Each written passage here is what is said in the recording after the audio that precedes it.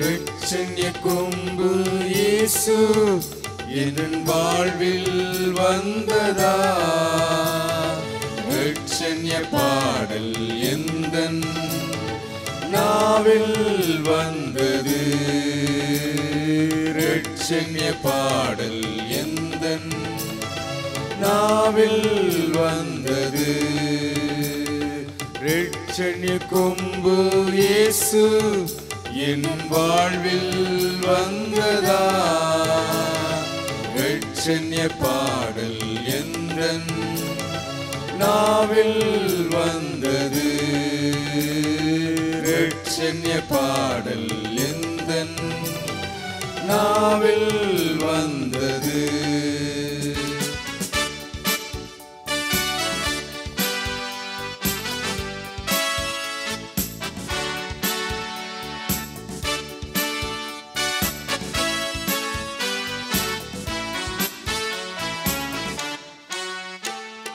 ரட்சிப்பு வந்தது, பெரும் மகிழ்ச்சியை தந்தது, ரட்சிப்பு வந்தது, பெரும் மகிழ்ச்சியை தந்தது, சமாதானம் வந்தது, துதி பாடலும் வந்தது, சமாதானம் வந்தது, துதி பாடலும் வந்தது.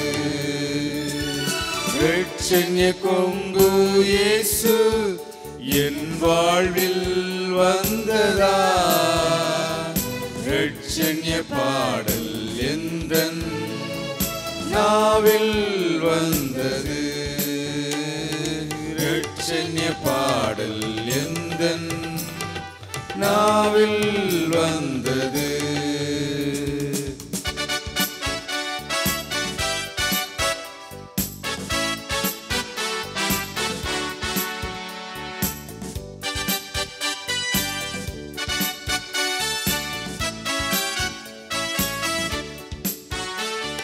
புது ஜீவன் வந்தது, புது பலனும் வந்தது,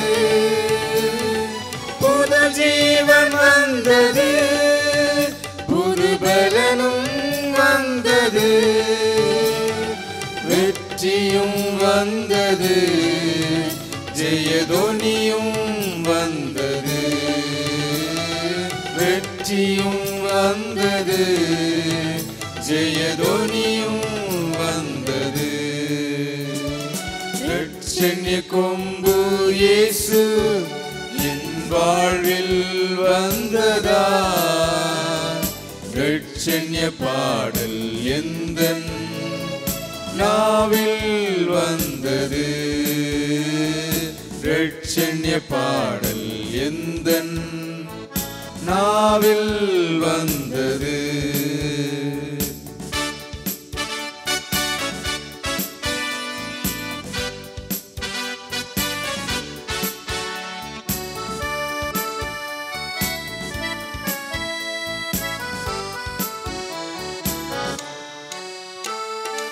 இருளும் அகன்றது, ஜீவ ஒளியும் வந்தது,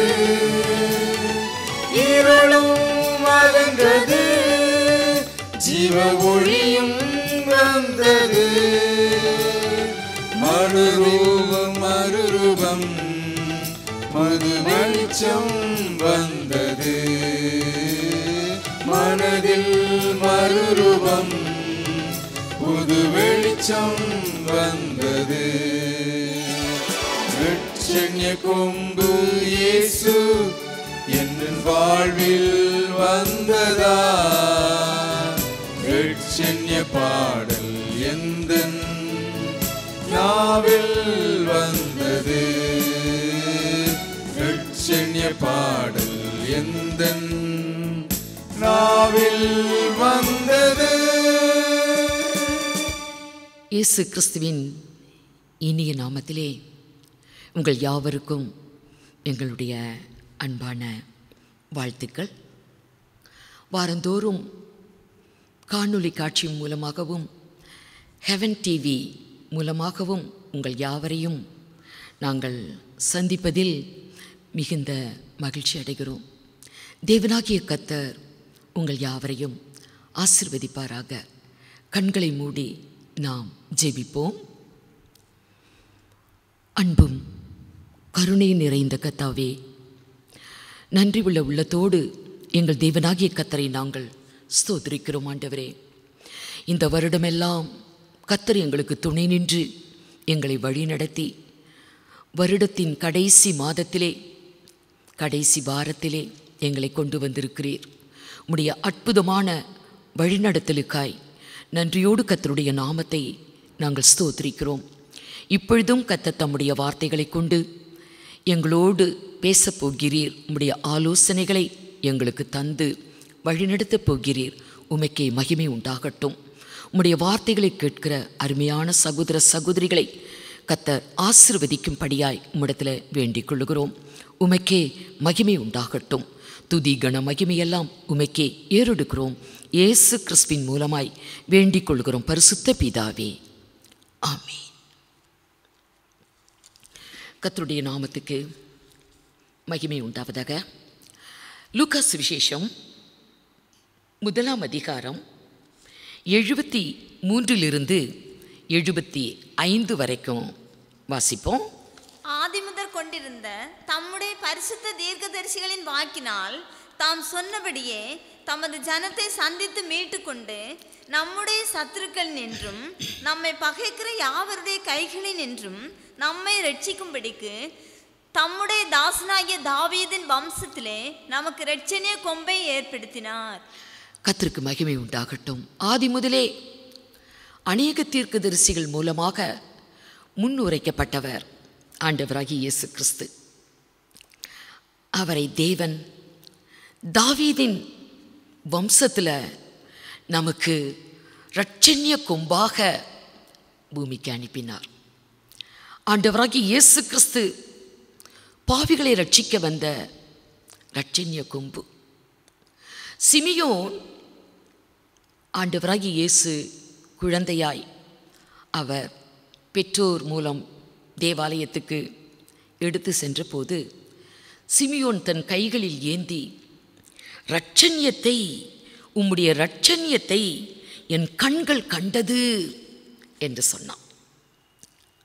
ஆண்டவராகிய இயேசுவை பார்த்து, குழந்தையாகிய பிள்ளையாகிய இயேசுவை பார்த்து, உம்முடைய இரட்சணியத்தை என் கண்கள் கண்டது. இரட்சணியம் ஆண்டவராகிய இயேசுவே. இரட்சணிய கொம்பு ஆண்டவராகிய இயேசுவே. நாம் அவரை கொண்டாடுவதற்காக கர்த்தருடைய பரிசுத்தவான்களும் இஸ்ரவேல் ஜனங்களும் அவரை மகிழ்ச்சியோடு கொண்டாடுவதற்காக தேவனால் உயர்த்தப்பட்ட ஒரு கொம்பு ஆண்டவராகிய இயேசு என்று வேதம் சொல்லுகிறது. சங்கீதம் 148:14 வசனம். தம்முடைய பரிசுத்தவான்கள் யாவருக்கும், தம்முடைய பரிசுத்தவான்கள் யாவருக்கும், தம்மை சேர்ந்த ஜனமாகிய இஸ்ரவேல் புத்திரருக்கும் தம்முடைய ஜனமாகிய இஸ்ரவேலுக்கும் கொண்டாட்டமாக தம்முடைய ஜனத்திற்கு ஒரு கொம்பை உயர்த்தினார். ஒரு கொம்பை உயர்த்தினார். தேவனால் உயர்த்தப்பட்ட ஒரு கொம்பு. கர்த்தருடைய பரிசுத்தவான்களுக்கும் கர்த்தருடைய தேவ ஜனம் இஸ்ரவேலருக்காகவும் உயர்த்தப்பட்ட ஒரு கொம்பு. ஏன் அவருக்கு கொம்பு என்று பெயர் வந்தது? தாவீதின் வம்சத்திலே நமக்கு ஒரு இரட்சணிய கொம்பை ஏற்படுத்தினார் என்று வேதத்தில் எழுதியிருக்கிறது. அவருக்கு ஏன் கொம்பு என்று பெயர் வந்தது? பழைய ஏற்பாட்டின் காலத்தில் நிறைய கொம்புகள் இருந்தது. ஆண்டவர் சொன்னார், ஆசரிப்பு கூடாரத்திலே பலிபீடம் சீத்தி மரத்திலே ஒரு சதுர வடிவத்தில் பலிபீடத்தை அவர் செய்ய சொன்னார். அதை வெண்கலத்தால் கவர் பண்ணும்படி சொன்னார். அந்த பலிபீடத்துக்கு 4 பக்கத்திலையும் கொம்பு வைக்க சொன்னார். பலிபீடத்தின் கொம்புகள் அது யாத்ராகமம் 27ஆம் அதிகாரம் முதல் 2 வசனத்தில் சொல்லப்பட்டிருக்கும். பலிபீடத்தின் கொம்புகள் 4 கொம்புகள் அங்கே வைக்கப்பட்டு பலிபீடத்தில் வெண்கலத்தால் அது கவர் பண்ணப்பட்டிருக்கும். அப்படியே யாத்ராகமம் 30ஆம் அதிகாரத்தில் முதல் 4 வசனங்களை பார்த்தால் தூப பீடம், ஆசரிப்பு கூடாரத்திலே தூப வர்க்கம் ஏறெடுப்பதற்கு தூப பீடத்தை தேவன் செய்ய சொல்லுவார். செய்தங்கவே வைக்கப்பட்டிருக்கிறது. சித்தி மரத்தில் தூப பீடத்தை, அதுவும் சதுர வடிவமாக இருக்கும், அதை செய்து தூப பீடத்தின் 4 மூலைகளிலும் 4 கொம்பு, அந்த தூப பீடம் முழுவதும் தங்க தகடினாலே மூடப்பட்டிருக்க வேண்டும் என்று சொன்னார். இப்படி பழைய ஏற்பாட்டின் காலத்தில் பலிபீடத்தின் கொம்புகள், தூப பீடத்தின் கொம்புகள், இன்னும் ராஜாக்களையும் தீர்க்கதரிசிகளையும் அபிஷேகம் பண்ணுவதற்கு தைல கொம்பு அப்படின்னு இருந்தது. அதில் அபிஷேக தைலத்தை ஊற்றி அவங்கள ராஜாவா தீர்க்கதரிசிகளா அபிஷேகம் பண்ணுறது. இப்படி பல கொம்புகள் இருந்தது. பலிபீடத்தின் கொம்புகள் என்பது பாவ நிவாரணத்தை கொடுப்பதற்காக. ஒரு அபிஷேகம் பண்ணப்பட்ட ஆசாரியனோ, சபை மக்களோ, பிரபுக்களோ, சாதாரண ஜனங்களோ பாவம் செய்தா அந்த பலிபீடத்தின் கொம்பு தான் அவங்களுக்கு பாவ நிவாரணத்தை கொடுக்கத்தக்கதாய் அந்த பலியின் இரத்தம் அதன் மீது பூசப்பட்டது. வேதத்தில் பார்க்கும் பொழுது லேவியராகமம் 4ஆம் அதிகாரத்தில் 3வது வசனத்திலிருந்து கிட்டத்தட்ட நம்ம ஒரு 10 வசனம் வரைக்கும் வாசிக்கிட்டு போனால், அபிஷேகம் பண்ணப்பட்ட ஆசாரியன் ஜனங்கள் குற்றத்துக்கு உட்படத்தக்கதாக ஒரு பாவத்தை அவன் செய்துட்டா அந்த பாவம் எப்படி மன்னிக்கப்படுது, அது நிவிர்த்தியாக்கப்படுகிறது என்றால், அபிஷேகம் பண்ணப்பட்ட ஆசாரியன் தன்னுடைய பாவத்திற்காக, பிழைக்காக அவன் இளங்காளையை தேவ சமூகத்தில் கொண்டு வரணும். ஆசரிப்பு கூடாரத்தின் வாசலிலே அந்த மிருகத்தின் மீது தன் கையை வைக்க வேண்டுமா. இவன் செய்த பாவம்லாம் அந்த மிருகத்தின் மீது சுமத்தப்படுகிறது. அந்த மிருகத்தை வெட்டி அதன் இரத்தத்தை எடுத்து அதை தூப பீடத்தின் கொம்புகள், அபிஷேகம் பண்ணப்பட்ட ஆசாரியன் தப்பு செய்தா ஜனங்களும் அந்த பாவத்துக்கு உட்படத்தக்கதாக ஒரு பாவத்தை செய்தால் தூப பீடத்தின் கொம்புகளிலே அந்த மிருகத்தின் இரத்தத்தை பூசி மீதி இருக்கிற இரத்தத்தை பலிபீடத்துக்கு அடியில் ஊற்றி விடணும். அந்த மிருகத்தின் சரீரத்தில் இருக்கிற கொழுப்பெல்லாம் எடுத்து பலிபீடத்திலே அது தகனிக்கப்பட வேண்டும். அதன் மாம்சமும் தோலும் அது சுட்டெரிக்கப்பட்டு சாம்பலாக்கப்பட வேண்டும்.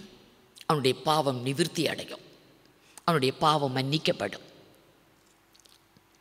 இப்படி லேவியராகமம் 4ஆம் அதிகாரத்தில் 3ஆம் வசனத்திலிருந்து 10வது வசனம் வரைக்கும் அபிஷேகம் பண்ணப்பட்ட ஒரு பெரிய தேவ ஊழியக்காரன் பாவம் செய்தா அவன் விடுதலை பெறுவது, பாவ மன்னிப்பை பெறுவதற்கு அங்கே எழுதப்பட்டிருக்கும். ஆனால் அதே வேளையில் சபை மக்கள் பாவம் செய்துட்டாங்க, சபையார் பாவம் செய்துட்டாங்கன்னா அது 4ஆம் அதிகாரம், லேவியராகமம் 4ஆம் அதிகாரம் 13 பாருங்க, ஒரு 2-3 வசனம் வாசிங்க. 13 சபையார் எல்லாரும் அறியாமையினால் பாவம் செய்து காரியம் தங்கள் கண்களுக்கு மறைவாய் இருக்கிறதினால் கர்த்தருடைய கட்டளைகளில் யாதொன்றை மீறி செய்யத்தகாததை செய்து பாவத்துக்கு உட்பட்டு குற்றவாளிகளானால் அவர்கள் செய்த பாவம் தெரிய வரும்போது சபையார் அந்த பாவத்து நிமித்தம் ஒரு இளங்காளையை ஆசரிப்பு கூடாரத்துக்கு முன்பாக பலியிட கொண்டு வர வேண்டும். போதும்.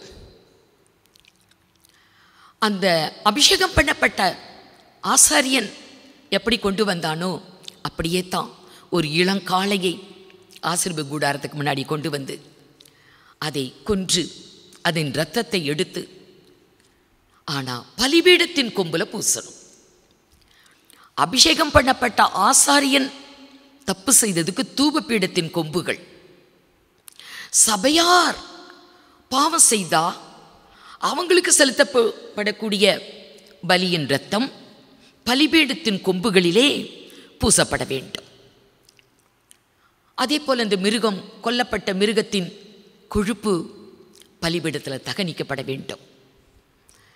அதனுடைய மாம்சம், தோல், மற்றதெல்லாம் சுட்டெரிக்கப்பட்டு சாம்பலாக்கப்பட வேண்டும்.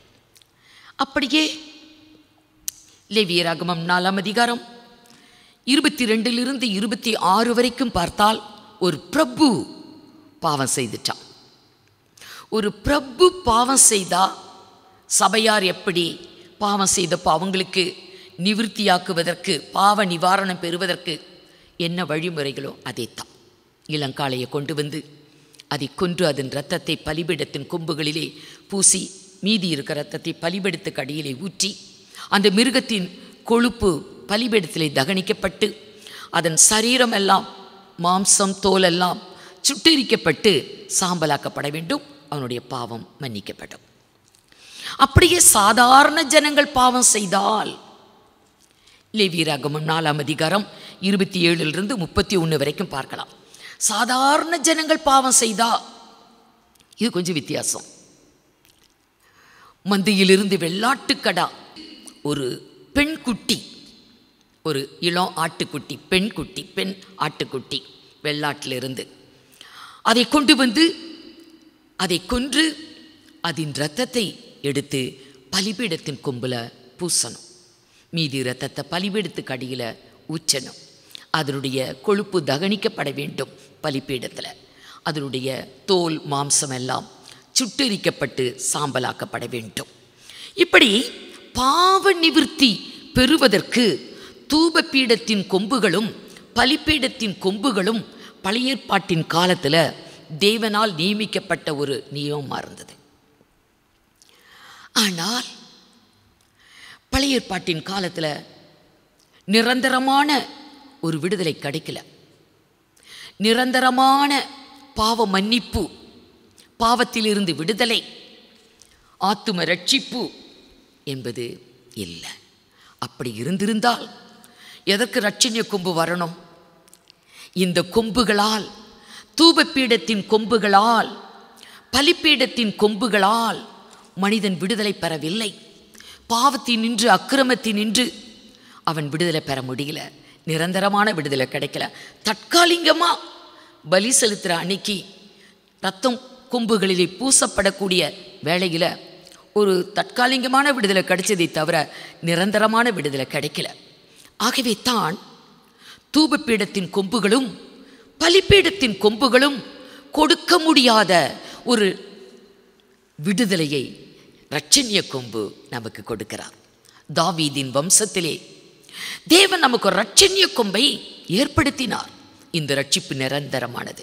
இந்த பாவ மன்னிப்பு நிரந்தரமானது. இந்த ஆத்தும ரட்சிப்பு நிரந்தரமானது. கர்த்தராகிய இயேசு கிறிஸ்து மூலம் மனுஷனுக்கு கிடைக்கக்கூடிய ரட்சிப்பு. ஆகவே பாவிகளை ரட்சிக்க கிறிஸ்தேசு உலகத்தில் வந்தார். இந்த பலிபீடத்தின் கொம்புகள் பாவ நிவாரணத்துக்காக மாத்திரமல்ல. ஒரு மனுஷன் தப்பு செய்கிறான், அவனை கொல்லுவதற்கு ராஜா கட்டளை இடுறாரு. அப்படிப்பட்ட ஒரு ஆபத்தில் ஒரு மனுஷன் மாட்டுறான். ராஜாவுடைய கோபம் ஒரு மனிதன் மீது வரும் பொழுது தவறு செய்தவன் பிழைத்து கொள்ளுவதற்காக, தப்பிக்கொள்ளுவதற்காக அந்த நாட்களிலே ஆசரிப்பு கூடாரத்தில் போய் பலிபீடத்தின் கொம்புகளை பிடித்து கொள்ளுவாங்களாம். அப்படி பிடிச்ச மனுஷர்கள் நிறைய பேர் இருக்கிறாங்க. பலிபீடத்தின் கொம்பை அவர்கள் போய் பிடித்து கொண்டால் ராஜாவுக்கு செய்தி போகும், பலிபீடத்தின் கொம்பை பிடிச்சுக்கிட்டான். சில வேளைகளில் முதல் முறையாக ஒரு மன்னிப்பு கிடைக்கும், ஆனால் நிரந்தரம் அல்ல. பலிபீடத்தின் கொம்பை அடைக்கலமாய் பற்றி கொண்டாலும் சில வேளைகளில் அந்த இடத்திலேயே கொல்லப்படக்கூடிய தருணங்களும் வந்தது. அப்படிதான் அதோனியா என்று சொல்லக்கூடிய தாவீதின் மகன் அதோனியா. தாவீது ராஜா வயது சென்று முதிர் வயதில் அவர் படுக்கையாக இருக்கிறார். ஆகவே தாவீதுக்கு பின்பு ராஜாவாய் இஸ்ரவேல் தேசத்தை அரசாள வேண்டும். ராஜா முன்னமே சொல்லிட்டார் பத்சேபாள் இடத்துல, எனக்கு பின்பு உன்னுடைய குமாரனாகிய சாலமோன் என்னுடைய சிங்காசனத்தில் உட்கார்ந்து தேசத்தை அரசாளுவான் என்று முன்னமே சொல்லியிருந்தார். ஆனால் சாலமோன் இன்னும் ராஜாங்கத்தை பெற்றுக்கொள்ளவில்லை. தாவீது இன்னும் கொடுக்கல அந்த அதிகாரத்தை. அதுக்கு முன்னாடி தாவீதுடைய மகன் அதோனியா என்பவன் தாவீதுக்கு பதிலாக ராஜாங்கத்தில் அவன் உட்கார்றதுக்காக முயற்சி பண்ணுறான். அதற்காக தீர்க்கதரிசிகள், ஆலோசனை கொடுக்குறவங்க, இன்னும் உடன்பிறப்புகள், சாலமோனை தவிர ராஜகுமாரர்கள் அனைவரையும், தேசத்து ஜனங்களில் அநேகரையும் அழைத்து தான் ராஜா என்று அறிமுகப்படுத்தி பெரிய விருந்தெல்லாம் கொண்டாடுறான். எல்லாரும் புசித்து குடித்து ராஜா வாழ்க என்று சொல்லி அதோனியாவை புகழ்ந்து கொண்டு இருக்கிறாங்க. இது பத்சேபாளுக்கு தெரிந்து தாவீது ராஜாவிடத்தில் போய் கேட்பா, ராஜாவே, அதோனியாவை ராஜா ஆக்கியிருக்கிறீங்களே, எனக்கு பின்பு சாலமோன் தான் ராஜாவா வருவான் என்று சொன்னீங்களே என்று சொல்லும் பொழுது தாவீது அதை இன்றைக்கே செய்து முடிப்பேன் என்று ஆசாரியரையும் இன்னும் முக்கியமானவர்களையும் அழைத்து சாலமோனை ராஜாங்கத்தில் உட்கார வைக்கிறாங்க. அவனை அழைச்சிட்டு போய் தைல கொம்பை எடுத்து சென்று அதன் மூலம் அவனை ராஜாவாய் அபிஷேகித்து, ராஜா பிரயாணம் செய்யக்கூடிய கழுதை மீது அவனை உட்கார வைத்து, நகர்வலம் ஊர்வலம் வந்து தாவீது ராஜாவின் சிங்காசனத்தில் உட்கார வைக்கிறாங்க. தாவீதும் பணிந்து கொள்ளுகிறான்.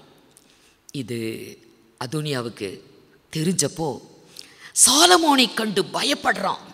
பயந்து அவன் என்ன பண்ணுறான், ஓடி போய் ஆசரிப்பு கூடாரத்திலே பலிபீடத்தின் கொம்பை பிடித்து கொள்ளுகிறான். 1 ராஜாக்கள் 1 அதிகாரம் 50வது வசனம். அதோனியா சாலமோனுக்கு பயந்ததினால், அதோனியா சாலமோனுக்கு பயந்ததினால் எழுந்து போய் பலிபீடத்தின் கொம்புகளை பிடித்து கொண்டான். ஏன்னா சாலமோன் கொன்னுருவான்னு தெரியும். பலிபீடத்தின் கொம்பை பிடித்து கொண்டான். இது இப்போ சாலமோனுக்கு செய்தி எட்டுது. அதோனியா பயந்து பலிபீடத்தின் கொம்பை பிடிச்சுக்கிட்டான். சில வேளைகளில் மன்னிப்பு கிடைக்கும். உடனே அதை அறிஞ்ச உடனே சாலமோன், சரி அவனை எழுந்து வர சொல்லுங்க, போ வீட்டுக்கு போ, இனிமே உன்னிடத்தில் ஏதாவது ஒரு சின்ன குற்றம் கண்டுபிடித்தாலும் நீ கொல்லப்படுவாய், கொலை செய்யப்படுவாய் என்று வான் பண்ணி அனுப்புகிறான். ஆனாலும் சில நாட்களுக்கு பின்பு அதோனியா தாவீது ராஜா வயது சென்ற போது அவருக்கு பணிவிடை செய்வதற்காக அபிஷாக் என்ற ஒரு இளம்பெண் பணிவிடை செய்து கொண்டிருந்தாள். அந்த பெண்ணை திருமணம் செய்யணும், விவாகம் செய்யணும் என்று விரும்பி பத்சேபாள் இடத்துல சாலமோன் ராஜாவிடத்தில் எனக்கிட்ட அது உத்தரவு வாங்கிட்டு வாங்க என்று சொல்லிவிடுவான். இது சாலமோனுக்கு மிகுந்த கோபத்தை உண்டாக்கினது. 21 2 அதிகாரம் 1 ராஜாக்கள் 2 அதிகாரம் 21 அப்பொழுது அவள் சூனேம் ஊராளாகிய அபிஷாக்கை உம்முடைய சகோதரனாகிய அதோனியாவுக்கு விவாகம் பண்ணி கொடுக்க வேண்டும் என்றாள். ராஜாவாகிய சாலமோன் தன் தாயாருக்கு பிரதித்திரமாக சூனேம் ஊராளாகிய அபிஷாக்கை அதோனியாவுக்கு கேட்பானேன், அப்படியானால் ராஜ்யபாரத்தையும் ராஜாங்கத்தையே நீங்க கேட்டிருக்கலாமே, இன்றைக்கே அவன் கொல்லப்படுவான் என்று சொல்லி பெனாயா என்பவனை அழைத்து அவன் மேலே போய் விழுந்து அவனை கொன்னுரு. ஏன்னா பலிபீடத்தின் கொம்பை பிடிச்சதிலிருந்தே அடுத்தவன் மேலே ஏதாவது ஒரு குற்றம் கேள்விப்பட்டா அவனை கொல்லணும் அப்படிதான் அவன் தீர்மானிச்சிருந்தான். இந்த செய்தியை அதோனியா கொல்லப்பட்டான் என்ற செய்தியை கேள்விப்பட்ட அவனோடு அவனுக்கு உடந்தையாய் இருந்த யோவாப் என்பவன் என்ன செய்தானாம்? 1 ராஜாக்கள் 2ஆம் அதிகாரம் 28 நடந்த இந்த செய்தி, அதோனியா கொல்லப்பட்டான் என்ற இந்த செய்தியை யோவாபுக்கு வந்தபோது, யோவாபுக்கு அந்த செய்தி எட்டுது. அவன் கர்த்தருடைய கூடாரத்திற்கு ஓடி போய் அவனும் ஆசரிப்பு கூடாரத்துக்குள்ளே ஓடி போய் பலிபீடத்தின் கொம்புகளை பிடித்து கொண்டான். இப்படியா நாட்கள்ல தங்களுக்கு ஒரு மரண தண்டனை வருது, தங்களுக்கு ஒரு ஆபத்து வருதுன்னா ஆசரிப்பு கூடாரத்துக்குள்ள ஓடி போய் பலிபீடத்தின் கொம்புகளை பிடிச்சுக்கிடுவாங்க. பலிபீடத்தின் கொம்பை யோவாப் பிடித்து கொண்டிருக்கிறான் என்று சாலமோனுக்கு செய்தி வருது. உடனே சாலமோன் அவனை கொல்லணும் என்று பெனாயாவை அனுப்புகிறான். நீ ஆசரிப்பு கூடாரத்திலிருந்து வெளியே வா என்று யோவாபை அழைக்கும்போது, நான் வரவே மாட்டேன், இந்த கொம்பை நான் பிடிச்சது தான், என்னை கொல்றதா இருந்தா இங்கே கொண்டுக்கோங்க என்று சொன்னான். ஆகவே பலிபீடத்தின் கொம்பை அவன் பிடித்து கொண்டு இருக்கும் பொழுதே அங்கேயே அவன் கொல்லப்படுறான் யோவாப். பலிபீடத்தின் கொம்பு ஒரு நிரந்தரமான பாவ நிவாரணத்தை கொடுக்கவில்லை, அப்படியே அடைக்கலம் தேடி ஓடுறாங்க. பலிபீடத்தின் கொம்பு அடைக்கலம் கொடுக்கவில்லை. ஆகவே தான் நிரந்தரமான ஒரு பாவ மன்னிப்பு, அடைக்கலமாய் யாரெல்லாம் அவரிடத்துல ஓடி வர்றாங்களோ அவர்களுக்கெல்லாம் அடைக்கலம் கொடுக்கத்தக்கதாக இரட்சணிய கொம்பாய் ஆண்டவராகிய இயேசு தாவீதின் வம்சத்திலே ஏற்படுத்தப்பட்டார். பழைய ஏற்பாட்டின் காலத்தில் நியாயப்பிரமாணம் செய்யாத காரியங்களை எல்லாம் நிறைவேற்றுவதற்காக தான் ஆண்டவராகிய தேவனே மனிதனாக வந்தார். இந்த பழைய ஏற்பாட்டு இந்த பிரமாணங்களை பார்க்கும் பொழுது பலிபீடம் அதன் கொம்புகள், தூபபீடம் அதன் கொம்புகள், அதனால் வரக்கூடிய தற்காலிகமான ஒரு பாவ நிவாரணம், இதையும் தேவன் தான் ஏற்படுத்தினார். எதுக்காக தேவன் முதல்ல இதை ஏற்படுத்திக்கிட்டு அப்புறம் திரும்ப இப்போ வேற ஒரு புதிய பிரமாணம் இதை தந்து அவரே இரட்சணிய கொம்பாக உலகத்தில் ஏன் வெளிப்பட்டார்? ஏன் அப்போ அதெல்லாம் உண்டாக்கினார்? பழைய ஏற்பாடு புதிய ஏற்பாடு. பழைய ஏற்பாட்டின் சட்டத்திட்டங்களே வேற, புதிய ஏற்பாட்டில் இருக்கிற பிரமாணங்கள் சட்டத்திட்டங்கள் வேற. இதெல்லாம் ஏன் அப்படி 2 காரியங்களாய் வந்தது? வேதம் சொல்லுகிறது, சீர்திருத்தல் என்று ஒரு காலம் வரைக்கும் இது தற்காலிகமாய் நடந்தேறுவதற்காக அமைக்கப்பட்டதாம். எபிரேயர் 9:10 இவைகள் சீர்திருத்தல் உண்டாகும் காலம் வரைக்கும், சீர்திருத்தல் உண்டாகும் காலம் வரைக்கும் நடந்தேறும்படி கட்டளையிடப்பட்ட போஜன பானங்களும் பலவித ஸ்நானங்களும் சரீரத்திற்கு ஏற்ற சடங்குகளுமே அல்லாமல் வேறல்ல. பழைய ஏற்பாட்டில் இருக்கக்கூடிய பிரமாணங்கள், சட்டத்திட்டங்கள், கைக்கொள்ள வேண்டிய இவ்வளோ காரியங்கள் இப்போ நம்ம பார்த்தோம். இதெல்லாம் தேவன் தான் உண்டாக்கினார். சீர்திருத்தல் என்று ஒரு காலத்தை வச்சிருந்தார், இதெல்லாத்தையும் சீர்படுத்தணும். அது வரைக்கும் இதெல்லாம் நடந்தேறட்டும் என்று ஒரு சடங்காச்சாரமாக ஒரு இன்னொரு அதே வசனத்தை வாசிமா, இவைகள் சீர்திருத்தல் உண்டாகும் காலம் வரைக்கும் நடந்தேறும்படி கட்டளையிடப்பட்ட ஒரு சடங்காச்சாரமே தவிர வேறல்ல. ஆகவே 2000 ஆண்டுகளுக்கு முன்னதாக தேவனே மனிதனாய் வந்தார், எல்லாவற்றையும் சீர்படுத்தினார், பழைய ஏற்பாட்டில் இருக்கிற எல்லாவற்றையும் மாற்றினார், சீர்படுத்தினார்.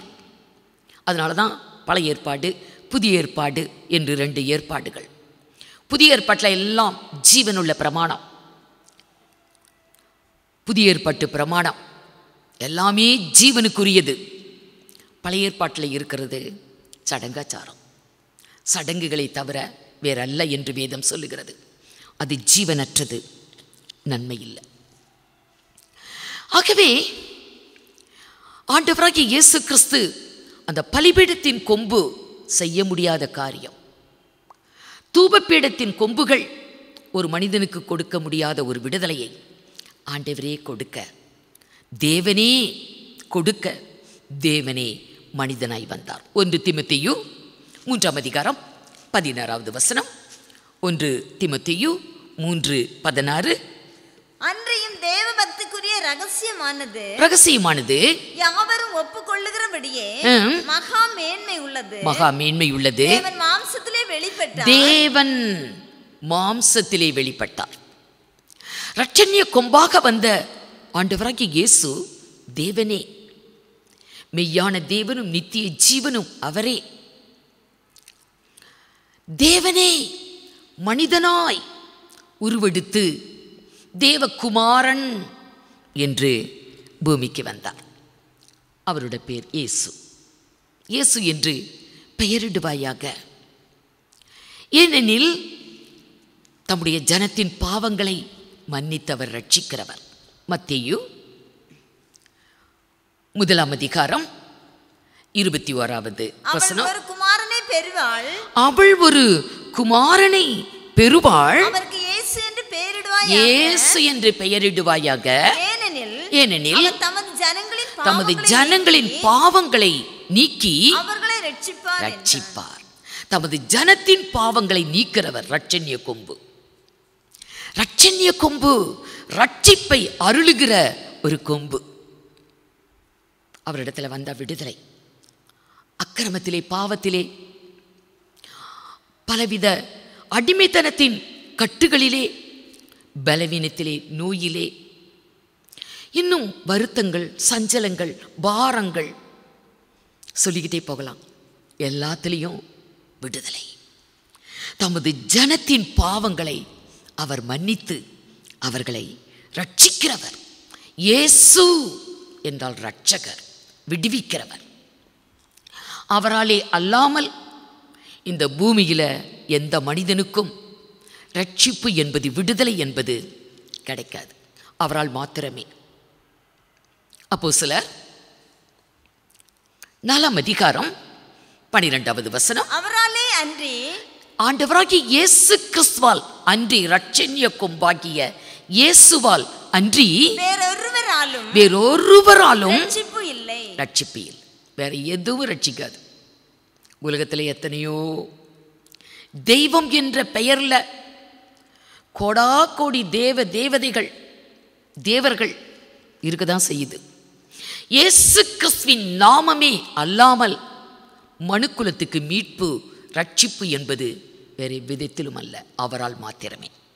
வானத்தின் கீழே பூமியிலெங்கும் குடியிருக்கிற எல்லா மக்களுக்கும் இயேசு கிறிஸ்துவின் நாமம் ஒன்றே அருளப்பட்டு இருக்கிறது. அவருடைய நாமத்தால தான் விடுதலை, ரட்சிப்பு, மெய்யான ஒரு ரட்சிப்பு. லூக்கா சுவிசேஷம் 1:77 பாவ மன்னிப்பாகிய ரட்சிப்பு. வசிங்க. நமது தேவனுடைய உருக்கமான இரக்கத்தினாலே அவருடைய ஜனத்துக்கு பாவ மன்னிப்பாகிய ரட்சிப்பு. அப்படின்னா என்ன? ரட்சிக்கப்பட்டீங்களா அப்படியெல்லாம் கேட்குறாங்க. ரட்சிப்பு, பாவ மன்னிப்பாகிய ரட்சிப்பு. ஒரு மனிதன் தன் வாழ்க்கையில் அவன் செய்த எல்லா பாவத்தையும் அறிக்கையிட்டு மன்னிப்பு பெற்றிருக்க வேண்டும். பாவ மன்னிப்பு, அதுதான் ரட்சிப்பு. அந்த ரட்சிப்பு ஒன்றல்ல, படிப்படி அநேக காரியங்கள், ரட்சிப்பின் படிகள் அநேகம். அதில் முடிவு பரியந்தம் நிலைத்திருப்பவனே ரட்சிக்கப்படுவான். ரட்சிப்பின் பல படிகள் உண்டு. பாவ மன்னிப்பு, பாவத்தை மன்னிக்க அதிகாரம் பெற்றவர், நம்முடைய பாவங்களை மன்னிக்க அதிகாரம் பெற்றவர், நம்முடைய பாவத்தை போக்குவதற்கு தன் சொந்த இரத்தத்தை அவர் சிந்தி நமக்கு வரக்கூடிய தண்டனையை அவர் ஏற்றுக்கிட்டவர். ஆகவே அவரிடத்தில் வரும் பொழுது எந்த மனிதனாய் இருந்தாலும் விடுதலை உண்டு. எப்படிப்பட்ட பாவிகளுக்கும் விடுதலை உண்டு, ரட்சிப்பு உண்டு, பாவ மன்னிப்பு உண்டு. ஆகவே தேவன் தன்னுடைய குமாரனாகிய இயேசு கிறிஸ்துவை இரட்சணிய கொம்பாய் நமக்கு ஏற்படுத்தினார். தன்னுடைய ஒரே பேரான குமாரன் என்று பாராமல் தன் குமாரனையே நமக்காக கொடுத்தவர். குமாரனோடு கூட மற்ற எல்லாவற்றையும் அருளாதிருப்பது எப்படி என்று வேதத்தில் சொல்லப்பட்டிருக்கிறது.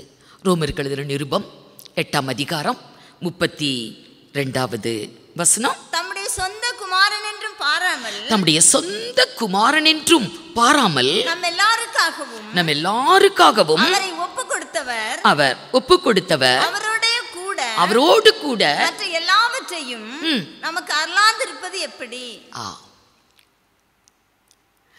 தேவன் தன்னுடைய குமாரனையே ஒப்பு கொடுத்தார் என்றாலும் தேவன் தான் குமாரனா வந்தது. தன்னையே நமக்காக ஒப்பு கொடுத்தவர் வேற என்ன தவறால கொடுக்க முடியாது? உலகத்தில் பல தேவைகளோடு வாழ்ந்து கொண்டு இருக்கிறோம். எத்தனையோ தேவைகளோடு வாழ்ந்து கொண்டு இருக்கிறோம். வாழ்விலே சமாதானம் இல்லை, சந்தோஷம் இல்லை, ஆறுதல் இல்லை, பணம் இல்லை, பொருள் இல்லை, இன்னும் எத்தனையோ இல்லை இல்லை இல்லை என்று சொல்லிக்கிட்டே போகலாம். தன்னையே நமக்காய் ஒப்பு கொடுத்தவர் அவரோடு கூட மற்ற எல்லாவற்றையும் அருளாதிருப்பது எப்படி? எப்படி அவரால் கொடுக்க முடியாமல் இருக்க முடியும்? நிச்சயம் கொடுக்கிறவர். விசுவாசிக்கிறவன் எல்லாவற்றையும் பெற்றுக்கொள்ள முடியும். நமக்கு போதிய விசுவாசம் இருக்க வேண்டும். ஆண்டவராகிய இயேசு கிறிஸ்துவை நாம் விசுவாசித்தால் நம்ம பெற்றுக்கொள்ள முடியும். விசுவாசிக்கிறவனுக்கு எல்லாம் கூடும். ஆகவே ஆண்டவராகிய இயேசு யார்? இரட்சணிய கொம்பு, விடுவிக்கிறவர். இக்கட்டா, நெருக்கமா, போராட்டங்களா, துன்பங்களா, கவலைகளா, கண்ணீரா, விடுதலை. கர்த்தரிடத்தில் விடுதலை உண்டு. இரட்சணிய கொம்பு நம்மை விடுவிக்க ஆண்டவராகிய இயேசு கிறிஸ்து இரட்சணிய கொம்பாக வந்தார். லூக்கா சுவிசேஷம் 1ஆம் அதிகாரம் 75வது வசனத்தை வாசிப்போம். தம்முடைய தாசனாகிய தாவீதின் வம்சத்திலே நமக்கு இரட்சணிய கொம்பை ஏற்படுத்தினார். அவர்கிட்ட வர்றவங்களுக்கு விடுதலை இருக்குது. தம் மண்டையில் வரக்கூடிய ஒருவரையும் அவர் புறம்பே தள்ளார். எல்லாரையும் அழைக்கிறார். வருத்தப்பட்டு பாரம் சுமக்கிறவர்களே, நீங்கள் எல்லாரும் என்னிடத்தில் வாருங்கள், நான் உங்களுக்கு இளைப்பாறுதல் தருவேன் என்று எல்லாரையும் அழைக்கிறார். அவர்கிட்ட வர்றவங்களுக்கு சந்தோஷம், சமாதானம், இளைப்பாறுதல் உண்டு. உங்கள் துக்கம் சந்தோஷமாய் மாறும் என்று அவரே சொன்னார். ஒருவரையும் அவர் புறம்பே தள்ளார். பலிபீடத்தின் கொம்பை யோவாப் பிடித்து கொண்டான். அவன் எப்படியாவது அவனுடைய உயிர் காப்பாற்றப்பட வேண்டும் என்று, அவன் பிழைச்சிக்கணும், தப்பிச்சுக்கணும் என்று தான் பலிபீடத்தின் கொம்பை யோவாப் போய் பற்றி கொண்டான். ஆனாலும் பலிபீடத்தின் கொம்பு அவனுக்கு அடைக்கலம் கொடுக்கல, பாதுகாப்பு கொடுக்கல, அவனுக்கு விடுதலை கொடுக்கல. அதே இடத்துல அவன் கொல்லப்பட்டான். ஆனால் கர்த்தரிடத்தில் வரும் பொழுது அவர் ஒருவரையும் புறம்பே தள்ள மாட்டார். யோவான் சுவிசேஷம் 6ஆம் அதிகாரம் 37வது வசனம். பிதாவானவர் எனக்கு கொடுக்கிற யாவும் என்னிடத்தில் வரும், என்னிடத்தில் வருகிறவனை நான் புறம்பே தள்ளுவதில்லை. யாரு வந்தாலும், எப்படிப்பட்ட பாவியும் கர்த்தரிடத்தில் வரலாம். முடியாது, உனக்கு ரட்சிப்பு இல்லை, உன் பாவம் மன்னிக்கப்படாது என்று அவர் சொல்லுகிறவர் அல்ல. ஒருவரையும் அவர் புறம்பே தள்ளார். ஆபத்தில் அடைக்கலம் தேடி ஓடுறாங்களா, அவரை பற்றி கொள்றாங்களா, கர்த்தர் அடைக்கலம் கொடுக்கிறவர், அவர் அடைக்கலம் தருகிறவர்.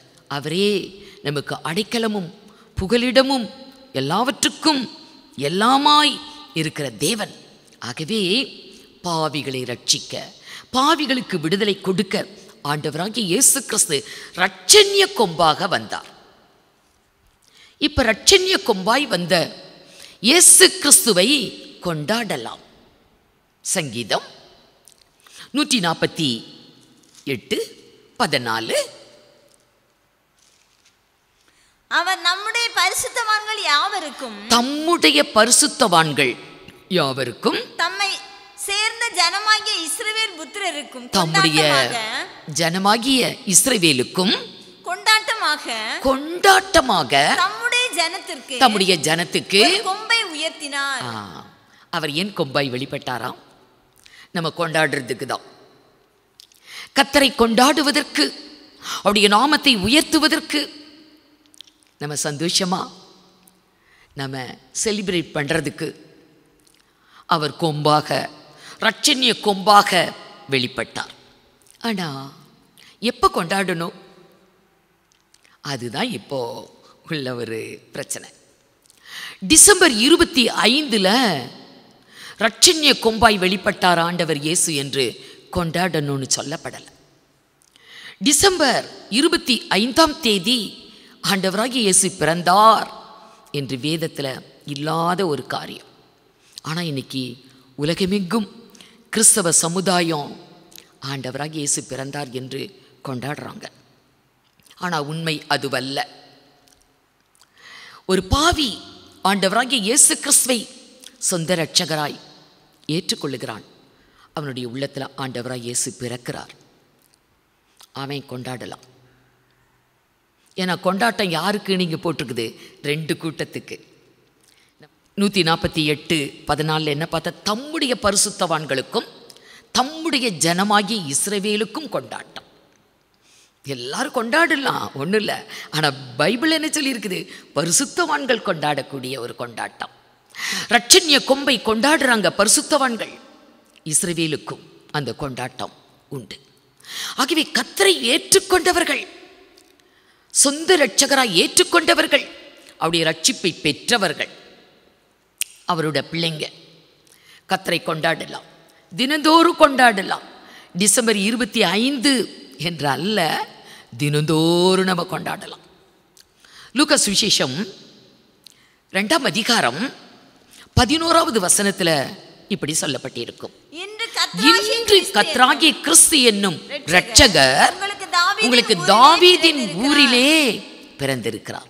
எல்லாருக்கும் சந்தோஷத்தை உண்டாக்கக்கூடிய ஒரு நற்செய்தி என்ன? இன்று கர்த்தராகிய கிறிஸ்து என்னும் இரட்சகர் உங்களுக்காக தாவீதின் ஊரிலே பிறந்திருக்கிறார். இந்த வசனத்தை நம்ம டெய்லி படித்தா டெய்லி கிறிஸ்மஸ் தான், தினந்தோறும் அவருடைய பிறப்பு தான். இந்த வார்த்தை இன்று, இன்னைக்கு படித்தா இன்னைக்கு கிறிஸ்மஸ், நாளைக்கு படித்தா நாளைக்கும் கிறிஸ்மஸ். வருஷத்தில் 365 நாளும் அந்த வார்த்தை நமக்கு சொந்தம். தினந்தோறும் கொண்டாட வேண்டிய ஒன்று தான். ஆனால் கொண்டாடணும். இரட்சண்ய கொம்பை நாம் உயர்த்த வேண்டும், மகிமைப்படுத்த வேண்டும், கொண்டாட வேண்டும். நமக்கு கொண்டாட்டத்திற்காக தான் அவர் கொம்பாக உயர்த்தப்பட்டார். பரிசுத்தவான்கள் கொண்டாடக்கூடிய ஒரு இரட்சண்ய கொம்பு, தேவஜனங்கள் கொண்டாடக்கூடிய ஒரு இரட்சண்ய கொம்பு. கர்த்தரை ஸ்தோத்திரித்து, கர்த்தரை மகிமைப்படுத்தி, கர்த்தரை துதித்து, கர்த்தரை ஆர்ப்பரித்து நம்ம கொண்டாடணும். ஆம், ஏன்? நமக்கு ரட்சிப்பை கொண்டு வந்தார். பழைய ஏற்பாட்டின் காலத்தில் இல்லாத ஒரு பெரிதான ஒரு ரட்சிப்பு, மீட்பு இந்த இரட்சண்ய கொம்பால் நமக்கு கிடைச்சிருக்குது. அருமையானவர்களே, இந்த நாளில் ஒருவேளை எல்லாரும் கொண்டாடிக்கிட்டு இருக்கலாம். ஒரு காரியம், நம்முடைய உள்ளத்தில் இயேசு இருக்கிறாரா? பரிசுத்தவான்கள் கொண்டாட வேண்டும் என்று எழுதப்பட்டு இருக்கிறது. நம்ம தேவனுடைய ஜனமா வாழ்ந்து கொண்டிருக்கிறோமா? தினந்தோறும் கொண்டாட வேண்டியவர் நம்முடைய ஆண்டவராகிய இயேசு கிறிஸ்து. ஆகவே கர்த்தரை சொந்த இரட்சகராய் ஏற்றுக்கொண்டு அவரால் வந்த நித்திய ரட்சிப்பை நாம் பெற்றவர்களாய் நாமும் நம்முடைய குடும்பமும் காணப்படணும். கர்த்தர் உங்கள் அனைவரையும் ஆசீர்வதிப்பாராக. கண்களை மூடி நாம் ஜெபிப்போம். ஜெபம் செய்வோம். எங்களை அதிகமாய் நேசிக்கிற எங்கள் நல்ல ஆண்டவரே, நீர் கொடுத்த இந்த நல்ல நாளுக்காக உமக்கு நன்றி செலுத்துகிறோம். பாவிகளாகிய எங்களை மீட்கும் பொருளாக இந்த உலகத்திலே நீர் அவதரித்தீர்.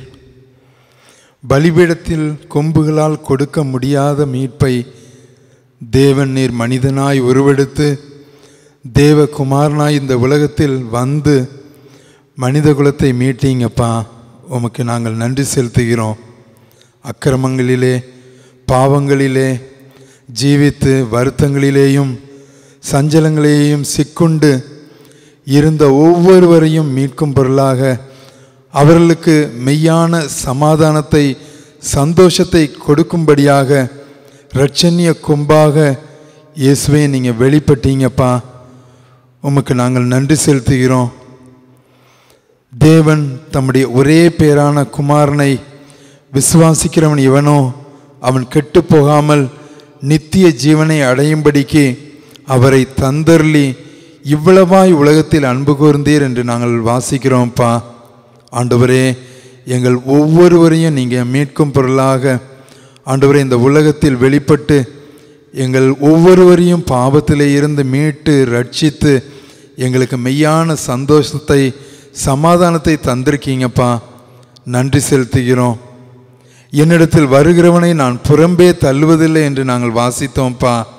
ஆண்டவரே, உம்மிடத்தில் வருகிற ஒவ்வொருவனும் சந்தோஷத்தையும் சமாதானத்தையும் பெற்றுக்கொள்கிறான்ப்பா. நாங்கள் வாசித்தோம் ஆண்டவரே, தியானித்தோம். இந்த நாட்களிலும் கூட ஆண்டவரே, சமாதானம் இல்லாமல் சஞ்சலத்தோடும் வருத்தத்தோடும் அலைந்து கொண்டிருக்கிற ஒவ்வொருவரும் மெய்யான ஆண்டவராகிய உம்மை கண்டுகொண்டு ஆண்டவரே நித்திய வெளிச்சத்திலே நடக்க ஒவ்வொருவருக்கும் நீங்கள் கிருபை செய்யணுமாறு ஜெபிக்கிறோம். ஆண்டவரே, இரட்சணிய கொம்பாகிய உம்மை நாங்கள் ஒவ்வொருவரும் பற்றி கொண்டு அன்னிதினமும் எங்கள் வாழ்க்கையிலே உம்மையே நாங்கள் ஒரு மாதிரியாக ஆண்டவரே நாங்கள் கொள்ள எங்கள் ஒவ்வொருவருக்கும் கிருபை செய்யுங்கப்பா. ஆண்டவரே, மனிதர்களையும் ஆண்டவரே பிறரையும் நாங்கள் பின்பற்றாதபடிக்கு மெய்யான தேவனாகிய உம்மை மட்டும் நாங்கள் பற்றி கொண்டு எங்கள் வாழ்க்கையிலே ஒவ்வொரு நாளும் நாங்கள் அடியெடுத்து வைக்க நீர் எங்கள் ஒவ்வொருவருக்கும் கிருபை செய்யணுமாறு ஜெபிக்கிறோம். ஆண்டவரே, இந்த வருடம் முழுவதும் எங்களோடு கூட இருந்தீங்கப்பா. ஆண்டவரே, துவக்கம் முதல் இந்த வருடத்தின் இறுதி மாதமாகிய இறுதி பகுதி வரைக்கும் எங்களை நீங்கள் காத்து வழிநடத்தினீங்கப்பா. கொள்ளை நோய்க்கும் ஆண்டவரே எல்லா விதமான ஆபத்துகளுக்கும் எங்களை தப்புவித்து இதுவரையும் நீர் பாதுகாத்து வழி நடத்தியிருக்கிறீங்க. இன்னும் எஞ்சிய நாட்களையும் புது வருடத்திலேயும் ஆண்டவரே எங்களோடு இருந்து எங்களை காத்து கொள்ள போகிறீங்கப்பா. விசுவாசத்தோடு நன்றியோடு ஆண்டவரே உம்மை நாங்கள் துதிக்கிறோம், மகிமைப்படுத்துகிறோம். ஆண்டவரே, ஒவ்வொரு நாளும் எங்களோடு கூட இருந்து எங்களை பத்திரமாய் பார்த்து கொள்ளுங்கப்பா. ஆண்டவரே, எங்கள் ஒவ்வொருவரையும் ஆண்டவரே கைவிட்டு விடாதபடிக்கு நாங்களும் உம்மை விட்டு விடாதபடிக்கு ஆண்டவரே எங்கள் ஒவ்வொருவரையும் எடுத்து பயன்படுத்தும். மீட்பர் இயேசு மூலம் ஜெபிக்கிறோம் நல்ல பிதாவே, ஆமேன். என் ஆத்துமாவே கர்த்தரை ஸ்தோத்ரி, என் முழுவலமேருடைய பரிசுத்த நாமத்தை ஸ்தோத்ரி. என் ஆத்துமாவே கர்த்தரை ஸ்தோத்ரி, அவர் செய்த சகல உபகாரங்களையும் மறவாதே. ஆமேன்.